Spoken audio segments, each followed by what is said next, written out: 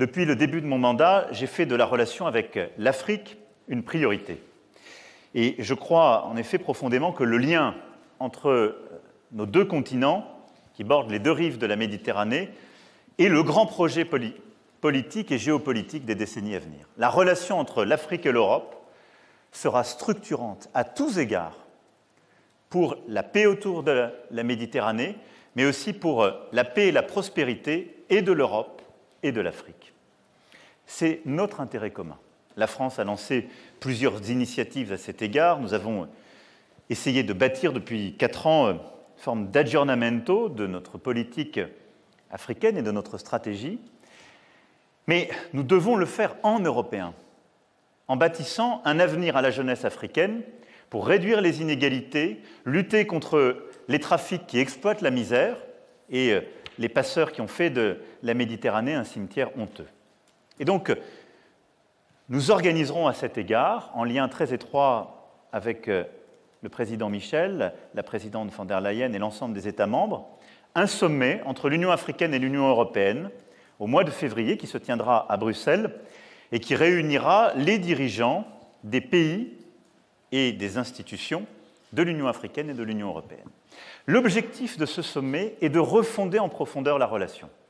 Parce qu'elle s'est elle-même, il faut bien le dire, à travers ses instruments, bureaucratisée et un peu fatiguée. Elle doit s'appuyer sur plusieurs axes que nous avons préparés ces derniers mois. D'abord, refonder un New Deal économique et financier avec l'Afrique. C'est ce que nous avons préparé lors du sommet du 18 mai dernier, qui s'est tenu, si vous vous en souvenez, à Paris, sur le financement des économies africaines. C'est celui qui nous avait permis de déclencher la réallocation des droits de tirage spéciaux du Fonds monétaire international vers les pays africains et qui nous a permis d'acter ce mécanisme lors du dernier G20 à Rome.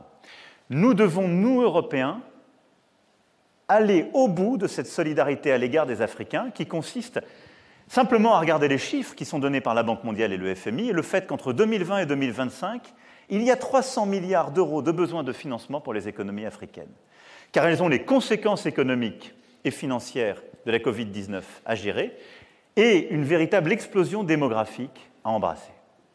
Et donc, à cet égard, l'Europe doit, dans les instances internationales, porter une stratégie commune avec l'Afrique pour permettre cette solidarité et elle-même réactualiser ces mécanismes d'investissement solidaire à l'égard du continent africain. Ensuite, c'est de déployer un agenda en matière d'éducation, de santé et de climat à la hauteur des enjeux de l'Afrique. Sur ces 3 grands axes, le continent africain a des défis qui sont encore plus importants que les nôtres. Sur l'éducation, nous avons relancé, en lien avec le président Macky Sall, il y a maintenant près de 4 ans, un partenariat commun dans le cadre justement du partenariat mondial pour l'éducation. Nous allons le poursuivre, l'européaniser, avec un vrai projet de développer plus avant l'éducation des jeunes filles, partout en Afrique, mais également la formation des enseignants comme le développement des structures d'éducation. Sur la santé, l'Europe a été pionnière en proposant au G20 le mécanisme dit ACTA et en ayant cette solidarité à travers COVAX, mais aussi le transfert de technologies et la production vers l'Afrique. C'est ce que nous allons développer sous présidence justement française, en ayant un véritable agenda sanitaire qui consiste à déployer beaucoup plus vite et beaucoup plus fort des structures de production de vaccins et de production justement de systèmes de santé primaire. Et puis sur le climat, nous devons accompagner dans sa transition énergétique et climatique le continent africain. Nous ne pouvons pas laisser les États africains sans solution. Leurs défis sont encore plus importants que les nôtres.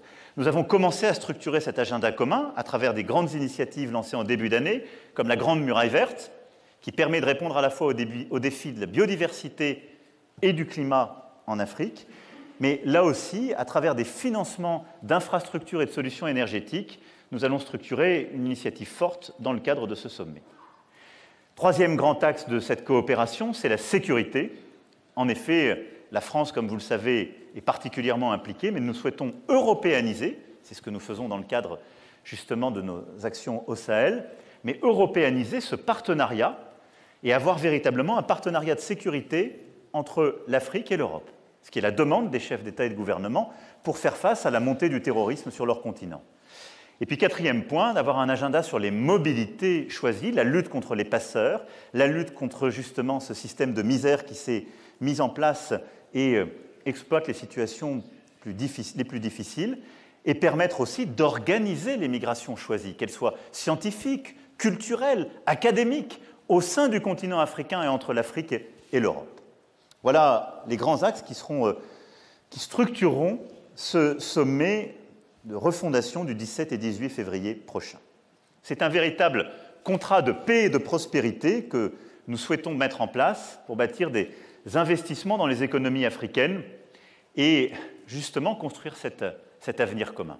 Cet agenda, nous l'avons construit avec les Africains, au travers de réunions successives que j'ai pu tenir ici à Paris, que le président Charles Michel aussi a multiplié encore ces derniers jours, qu'avec les ministres, nous avons construites au mois de mai, autour justement de ce sommet de Paris, lors du Forum de Paris pour la paix, et que nous poursuivrons dans les prochaines semaines.